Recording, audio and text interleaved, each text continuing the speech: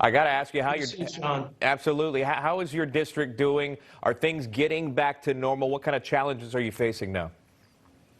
Well, the power's back on. Weather has warmed things up, thawed things out. The water issues are still lingering. We, at one point, had half the counties, half the people in Texas with potable water issues. There's still some boiling water requirements, but things are coming back online in that regard, food supply, water supply. So I think we are out of the woods now. We have to look back and, as a state leadership, from that perspective, make sure we have the basic requirements for winterization, have preparedness with respect to rolling blackouts in a more strategic way, get ahead of those things, and then have the power reserves that are necessary, especially when you have 25% of your portfolio on renewable intermittent power. So lots of lessons to be learned. Texas will be better and stronger. I hope the nation will learn those lessons along with us. And we need, we need to make sure that the federal assistance, Sean, is not just given to blue counties and cities, but I represent West Texas and half the state. In the initial round, 177 counties did not receive, these are more Republican and rural counties, didn't receive any individual federal disaster assistance. That's unacceptable. This president's the president of all Americans, not just Democrats. I'm glad you brought that up because it brings me to my second question for you, because the man you would need to talk to would be President Biden. My question is, what do you make of President Biden waiting more than a week to visit your area? Does that even matter to you that he waited for so long to finally visit your great state of Texas after this major winter storm? Well, I can appreciate not getting in the way during while the tragedy is unfolding and as we're trying to get back online and on our feet. But the response has been really low key at best. And I think it has the appearance of being partisan because of the red Republican counties that were left out of the federal assistance. That's the worst scenario. And then we've been in a position with good weather and power back online so that the president could come to Texas for the last several days. So I wouldn't give him high marks on this. And I think it would be good as the president of all Americans to go to the ground zero for this big disaster and to assure Texans that whether you're in a blue city or county or a rural Republican county, if you've been impacted, we are going to come alongside our fellow citizens and help get you back on your feet.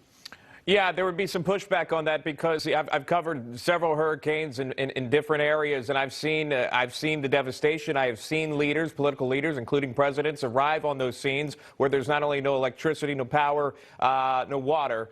They are out there in ground zero still touring those areas. But nevertheless, President Biden got a lot of praise in the media for how he responded to the issues in your area. I want to talk to you about this. Yeah, I want to talk to you about this. Some of your Democratic colleagues in the House reportedly sent a letter asking President Biden to renounce his sole authority to launch nuclear weapons. The question here, why would Democrats make this request? But before you answer that, I want to play this for you. This is Senator Lindsey Graham told our Greg Kelly last night about who is in charge. Here's that. The policy agenda coming out of the Biden administration is beyond radical. So no, I don't think Joe Biden's in charge. It's a quick bite, but he doesn't think Joe Biden's in charge. That's from Chairman Graham. Again, Democrats calling to renounce sole authority of nuclear codes from their leader, from President Biden, a Democrat. Why would Democrats call for that? Because they are under the control of the radical left wing of the party. Their radical ideology has permeated and become mainstream because the rest of the party has kowtowed to the tail that's wagging the dog. That's why you get really foolish and radical notions like unilateral disarmament in that case. But we saw this from the outset. I mean, we saw a president take unilateral executive actions that eclipsed all 3 or 4 of the last presidents combined.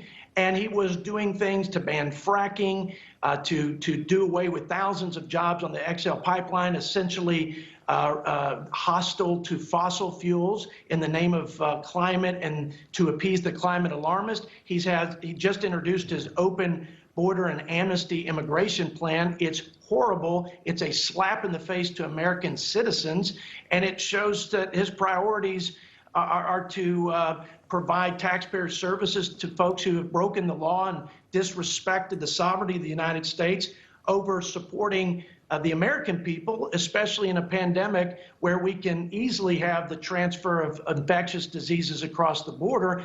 Again, it's the radical left that is in charge, and leftist ideology is now mainstream in the Democrat Party, and you're going to see lots of overreach, including the COVID bill that we're voting on, that it's really just a bailout and a windfall and boondoggle to cities and states that were broken well before COVID ever hit. So that overreach is gonna come back to bite him in future elections. But it's a sad thing for the country that we're seeing this radicalization and fundamental structural shifts in our democratic institutions in the United States. Just to be clear, Congressman, to stay on that subject matter, so you would side with Senator Graham that in so many ways Joe Biden is in fact not in charge?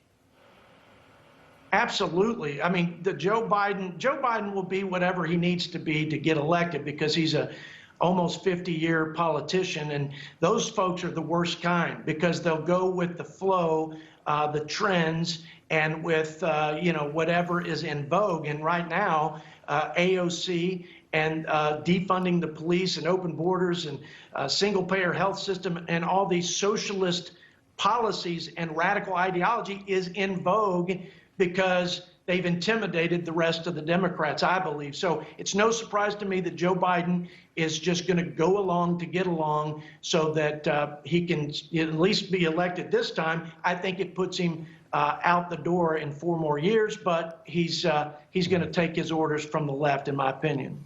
I question this, and I wonder if you do too. Why hasn't the White House announced a date for a joint address of Congress, State of the Union?